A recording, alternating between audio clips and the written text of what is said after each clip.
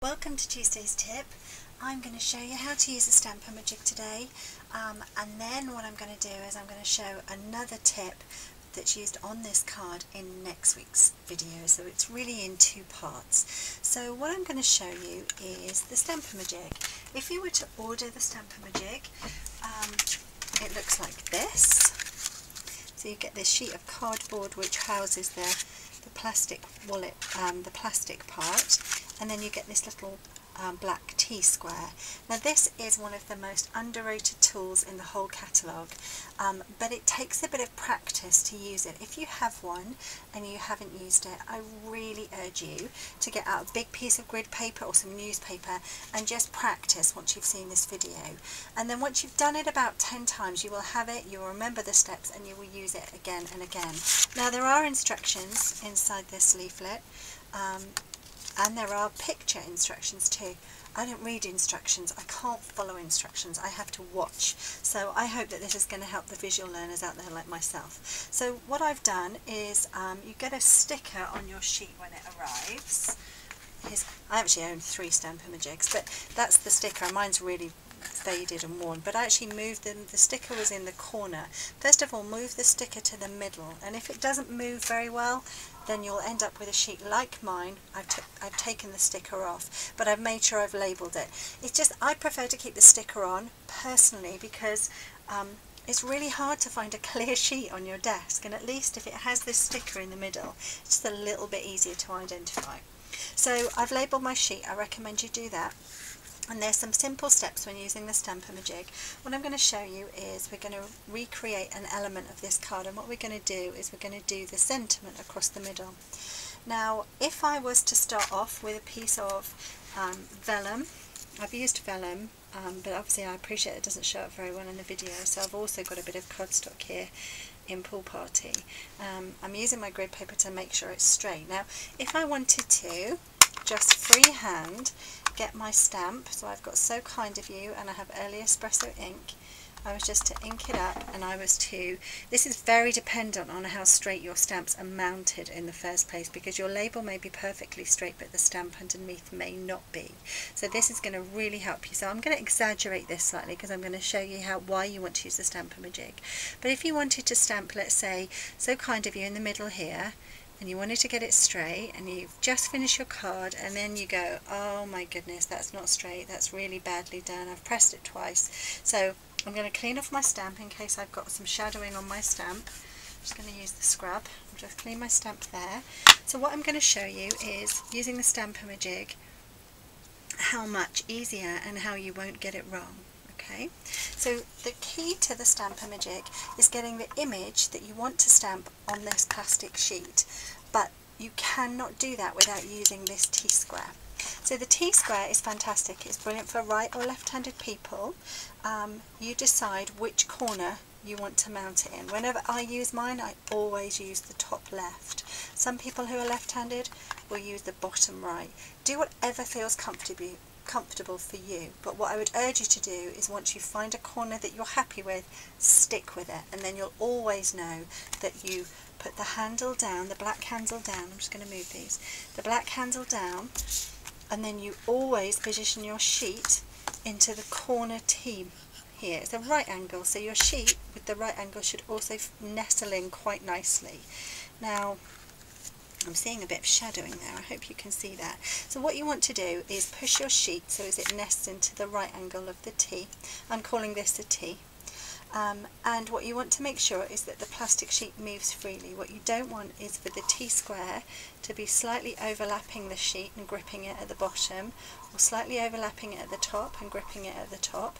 You also don't want any gaps, so if it was lined up and then you would have a gap like that, you want to make sure it fits flush into the right angle. That is the key. So if you do that first of all, the sheet's there, it's designed that you can grip it perfectly. That's what this shape is for, so that you can grip it with your hand and your fingertips and your thumb. So get your sheet in place like that. And what you're doing is we're always working with this little right angle piece here, just here. So you want to ink up your stamp. Now all we're doing at this point is getting an image on the sheet. So you want to use a dark colour ink so it shows up. Light colour inks don't show up very well on the sheet. It's just for positioning purposes. This will not be the final colour that you stamp in. Then what you're going to do is you're going to bring the corner of your wood mount stamp, or if you were using clear mount stamps, you just bring the corner of your clear block and you're going to bring it into this top corner. You're going to start high, okay, and you're going to make sure that's at a right angle. You don't want to tilt it either way, you don't want to gap, you want to go at a right angle, you want to go straight down and straight up. And all that's doing is putting the image on your sheet. Now remember what I said about using a dark colour ink. Now what you're going to do is just put that to one side. You're going to get whatever it is you want to stamp. I've got a bit of vellum and a bit of pool party there. And what most people do is they get drawn into the straight edges. Don't. I want you to only look at that stamped image. Don't look at this edge or this edge or this edge or this edge. You're just looking at the so kind of you. And what you want to do is you want to, because I'm using my grid paper, I can really get that image lined up on a straight line because I've got my grid paper as a guide. So what I'm doing is I'm getting my so kind of you. And I'm getting exactly where I want it to be on my piece of vellum cardstock, okay? Once I'm happy with where the stamped image is going to be, you need to hold and secure your plastic sheet. If you can hold and secure the bit of paper that it's on at the same time, that's brilliant. And you'll be a bit clunky to start off with, but you just need to practice. Then what you do is you get your T-square and it nests in exactly the same corner that you did it in the first time. So you're getting it. So remember you then move my hand to hold the T-square. Now I'm going to make sure my sheet is free moving. It is, so I haven't caught it at all. And now I'm going to remove this part. I don't need this now. Now if you need to re-ink in a different colour, you need to clean your stamp and re-ink. Now I'm going to use the same colour. So I'm re-inking my stamp. I'm going in to the right angle of the T-square, high, and then I'm going straight down and straight up. And what a lot of people do is they go straight in, they go down like this. I do it a little bit lower down. They go in, they go down, and then they press and their hand shakes and they do all this, and you'll find you'll get smudging and bleeding of your image, which you don't want. So then you'll end up with your image exactly where you want it on your vellum. And I'm just going to show you on this bit of pool party as well. Now the brilliant thing is we already have it on our sheet. The stamp isn't going to be in a different place because it's a wood mount stamp. I haven't taken it off the clear block or anything like that. So I'm going to get that positioned exactly where I want it to be. Put my corner T-square on, and then I'm going to stamp it straight down. Okay, and you can do that repeatedly. You can see I'm not overly pressing.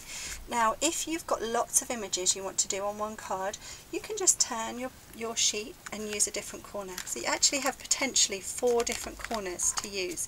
What I will say is be careful, because this is just a plastic sheet and the ink will not stick to this sheet because it's just dye ink. So if you were to rub it with your hand, you will smudge it on the plastic sheet. You will also get all nice brown ink on the bottom of your hand, so when you then touch your very beautiful card you'll get ink everywhere. So just be really careful of, it doesn't matter too much if the image on here is smudged, but just be careful of transferring ink. Okay, so then what you do is you clean that off. I'm just using my scrub to clean it off, and then your sheet should be clean, ready to go for next time. Okay, so that's how you would get your sentiment on. But one thing I absolutely love is if I was to show you on this stamped image that I have already, and I was to use the So Kind of You. Now I know I've cleaned the image off. I'm going to do it again for you just to show you a new steps.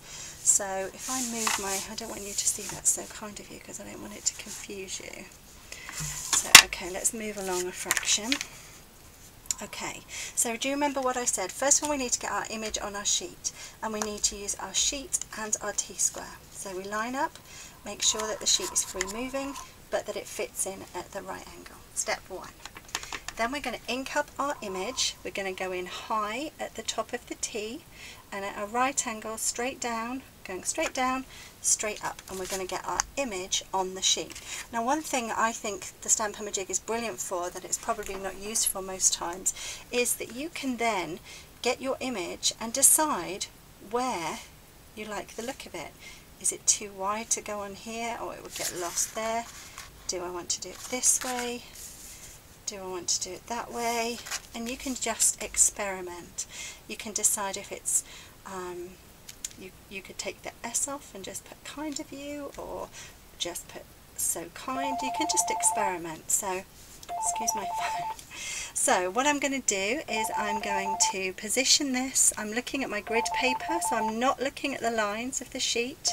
I'm looking at the words, and I'm trying to line it up where I'm happy for the words to be. I'm going to put my T-square on. I'm going to remove my sheet. I'm going to ink up my stamp.